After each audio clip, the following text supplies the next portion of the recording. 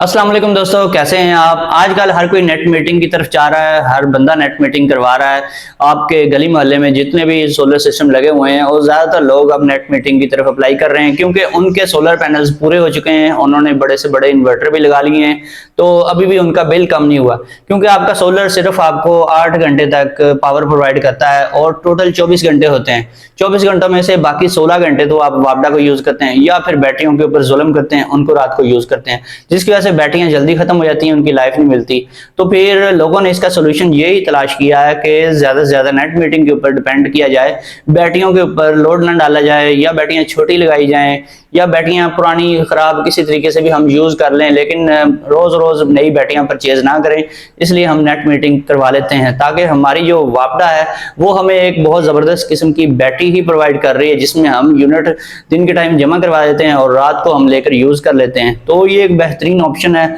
इस वजह से हर कोई नेट मीटिंग करवा रहा है। जब से नेट मीटिंग आम हो गई है, बहुत ज्यादा लोग नेट मीटिंग करवा रहे हैं, तो इसमें फॉल्ट्स भी बड़े आ रहे हैं। अक्सर देखा गया है कि जब से आपके हमसाये ने नेट मीटिंग करवाई है, आपका इन्वर्टर काम छोड़ गया है। आपने अगर ऑलरेडी नेट मीटिंग करवा रखी है तो आपका इन्वर्टर जो है वो सही तरीके से काम ही नहीं करेगा क्योंकि ग्रिड के वोल्टेज हाई होते जा रहे हैं। जब आप नेट मीटिंग करवाते हैं तो रिवर्स फीडिंग की वजह से ग्रिड के वोल्टेज थोड़े से बढ़ जाते हैं, 5 से 10 वोल्ट बढ़ जाते हैं, जिसकी वजह से जब एक गली मोहल्ले में 8-10 लोग नेट मीटिंग करवा लें, इवन के 2-3 लोग ही नेट मीटिंग एक फेज पे करवा रहे हैं, तो फिर ये प्रॉब्लम बहुत ज्यादा कॉमनली देखी गई है।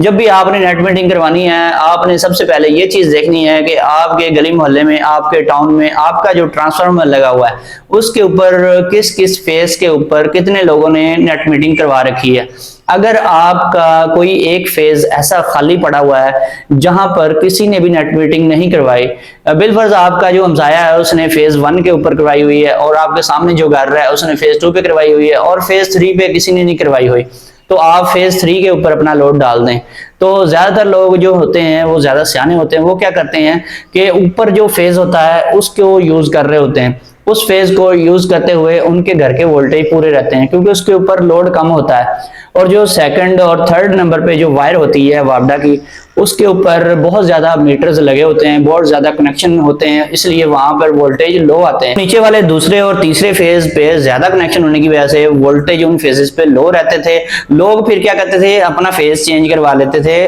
और वहां से अपनी वायर उतार के फेज वाली लाइनमैन से ऊपर फेज जो 1 होता है, सबसे ऊपर वाली वायर होती है, उसके ऊपर लगवा लेते थे। उस पे लगवाने से उनके वोल्टेज पूरे हो जाते थे, उनकी प्रॉब्लम सॉल्व हो जाती थी, उनको स्टेबलाइजर परचेज नहीं करना पड़ता था। लेकिन जब से ये नेट मीटिंग आई है तब से काम थोड़ा सा उलट हो गया। जब भी आपने नेट मीटिंग करवानी है, आप कोशिश करें जो सबसे नीचे वाला फेज है उसी के ऊपर आप ग्रिड फीडिंग करवाएं ताकि वहां पर वोल्टेज जो होते हैं वो लो होते हैं, उससे आप फायदा उठा सकें। अगर आपके वोल्टेज हाई हुए तो आपका इन्वर्टर बार बार ट्रिप करेगा, खास तौर पे पीक टाइम में लाजमी ट्रिप करेगा और ग्रिड फीडिंग स्टॉप हो जाया करेगी। कुछ लोगों की 1 घंटा, 2 घंटे, 3 घंटे ग्रिड फीडिंग स्टॉप रहती है और जो पीक टाइम होता है उसी में आपको मैक्सिमम पावर मिल रही होती है। उसी टाइम पे कई लोगों के इन्वर्टर्स बड़ी ताकत से, पूरी अपनी शिद्दत से ग्रिड फीडिंग करवा रहे होते हैं। जब वो ग्रिड फीडिंग करवा रहे होते हैं सब लोगों के बहुत तेजी से इन्वर्टर, तो ग्रिड के वोल्टेज हाई हो जाते हैं, तो उस टाइम पे आपका इन्वर्टर भी पूरी पावर से, पूरी कैपेसिटी से काम कर रहा होता है। तो जब ग्रिड के वोल्टेज हाई होते हैं, बहुत ज्यादा हाई यानी कि 250 वोल्टेज से भी एक्सीड कर जाते हैं,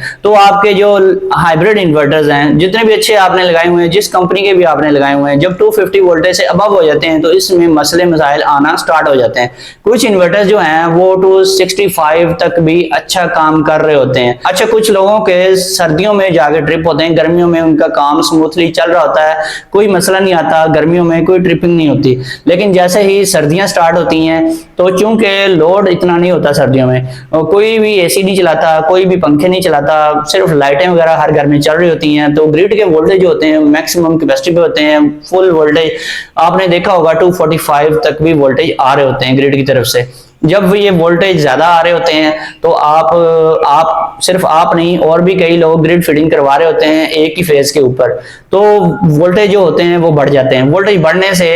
कई लोगों के इन्वर्टर जो हैं वो ट्रिप हो जाते हैं। अच्छा, ये भी होता है कि अगर आपका इन्वर्टर ट्रिप हो गया उस टाइम पे, तो आपके जो हमसाये का है अगर वो ऑलरेडी ट्रिप हुआ पड़ा था वो चल पड़ेगा। ठीक है। जैसे ही किसी का इन्वर्टर ट्रिप होता है दूसरे का चल पड़ता है, क्योंकि वोल्टेज थोड़े से वो बैलेंस में आ जाते हैं, थोड़े से लो हो जाते हैं, तो फिर काम चल जाता है।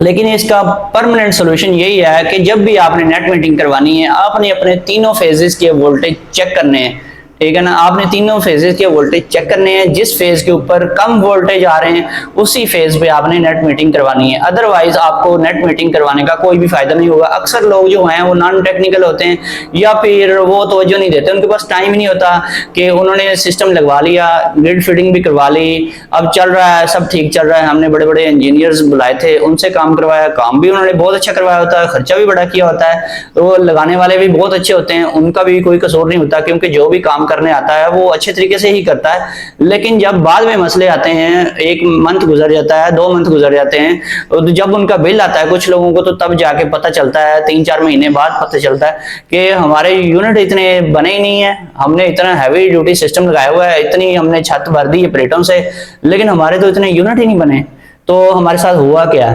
तो ये चीज़ें जल्दी पता लग जाती हैं उन लोगों को जो सोलर सिस्टम इंस्टॉल करवाने के बाद डेली बेसिस के ऊपर उनको चेक कर रहे होते हैं कि आज हमारे कितने यूनिट फीड हुए, आज हमारा लोड कितना था, आज हमें बैटरी टाइमिंग कितनी मिली। इसमें कई लोग तो ये भी करते हैं कि वो सिस्टम लगवा लेते हैं लेकिन बैटरी टाइमिंग नहीं चेक करते, ठीक है ना। सिस्टम की बैटरी टाइमिंग कई लोग तो 6 मंथ तक नहीं उनको पता चलता कि हमारी बैटरियों की ग्रेविटी पूरी नहीं हो रही, हमारी बैटरियां इस काबिल ही नहीं है कि हमें बैकअप दे पाएं। तो पता तब लगता है जब लोड शेडिंग स्टार्ट हो जाती है, तो लोड शेडिंग में पता चलता है या गर्मियों के सीजन में पता चलता है, तो फिर वो सोचते हैं अब हम इसका क्या करें। फिर वो जो कांटेक्ट करते हैं उन्हीं लोगों से जिनसे लगवाया होता है, तो कई मंथ गुजर चुके होते हैं, वो भी भूल चुके होते हैं कि हमने भी कोई सिस्टम लगाया था कहीं पे, उसमें कोई मसला आएगा, तो फिर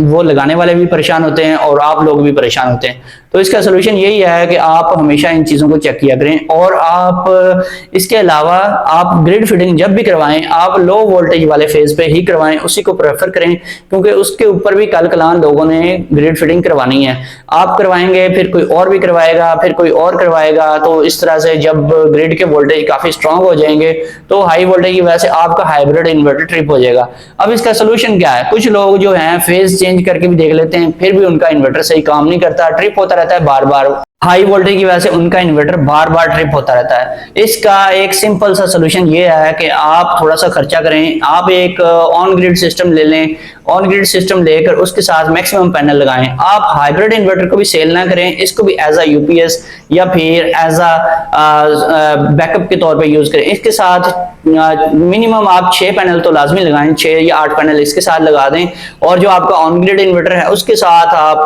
15, 16 या 20, 24 जितने भी आपने उसके साथ पैनल अटैच करने हैं वो मैक्सिमम कैपेसिटी में आप अटैच करें, तो आपका जो ग्रिड फिटिंग का रिजल्ट है उसके ऊपर बहुत जबरदस्त मिलेगा। इवन कि मैंने देखा है 270 वोल्टेज तक भी वो ट्रिप नहीं करता, जब बहुत ज्यादा हाई वोल्टेज भी होते हैं वो काम कर रहा होता है, 260, 265 पे तो वो बेहतरीन काम कर रहा होता है, वो ट्रिप नहीं होता। लेकिन आपके हाइब्रिड इन्वर्टर ट्रिप हो जाते हैं, ये बिल्कुल टोटली नाकाम हो चुके हैं। ये शुरू में तो बहुत कामयाब थे, जब नए नए आए लोगों ने ग्रिड फिटिंग नहीं करवाई हुई थी, अब हर घर ने नेट मीटिंग करवानी शुरू कर दी है, तो इसमें बहुत ज्यादा फॉल्ट्स आ रहे हैं। सारे फॉल्ट जो हैं हाइब्रिड इन्वर्टर के साथ ही जुड़े हुए हैं। जब आप ऑन ग्रिड इन्वर्टर लगाएंगे तो उसमें इस तरह का कोई भी फॉल्ट कभी भी नहीं देखा जाएगा, और वो आपको तकरीबन 2.5 से 3 लाख का एक सिंपल 10 किलोवाट का या फिर